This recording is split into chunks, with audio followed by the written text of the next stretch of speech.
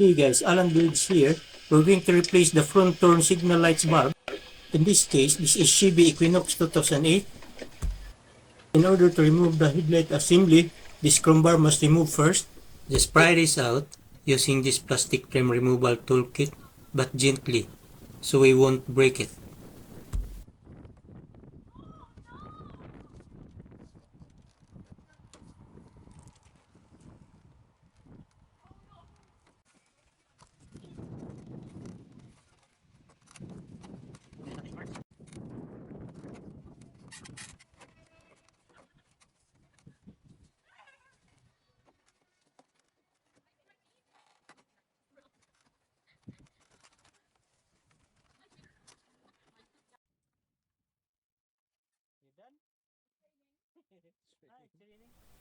We can remove this now.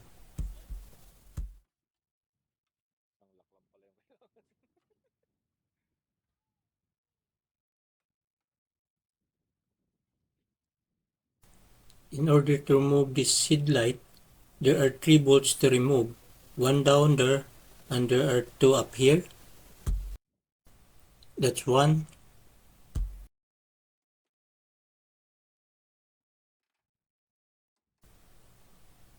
That's 2. And that's 3. Let's remove this headlight assembly.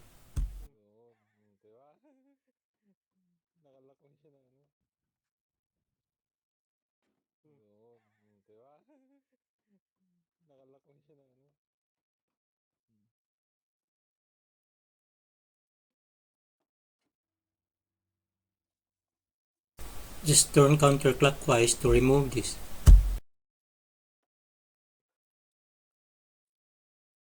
Here it is. Here is the new light bulb, guys.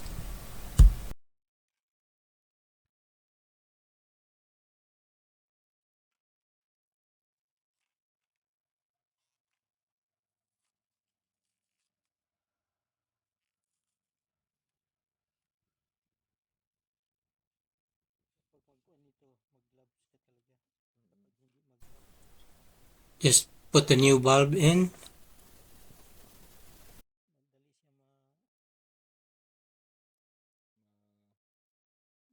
Unconnect the wire connector. Just push that tab.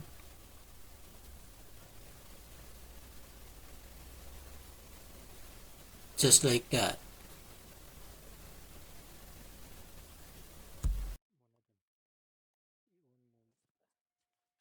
Before we install the headlight assembly, make sure the light bulb works. So let's start up the car. Okay, the bulb is work, guys. Let's install this headlight assembly. Just put the bolt in.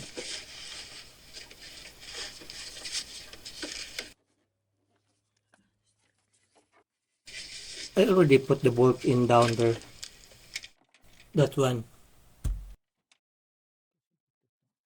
That's 2.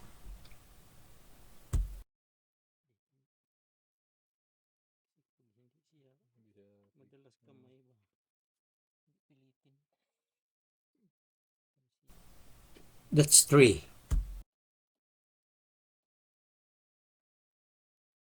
I'm not showing you the other side. That would be the same procedure. The last thing to do is to install back on the chrome bar.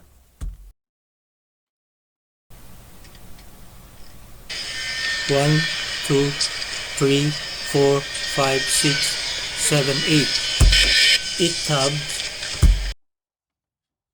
Just push on every location there is a tab, guys.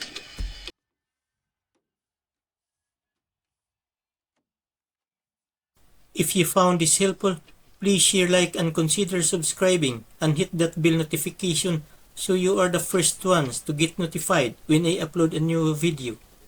Thanks guys, and drive safely.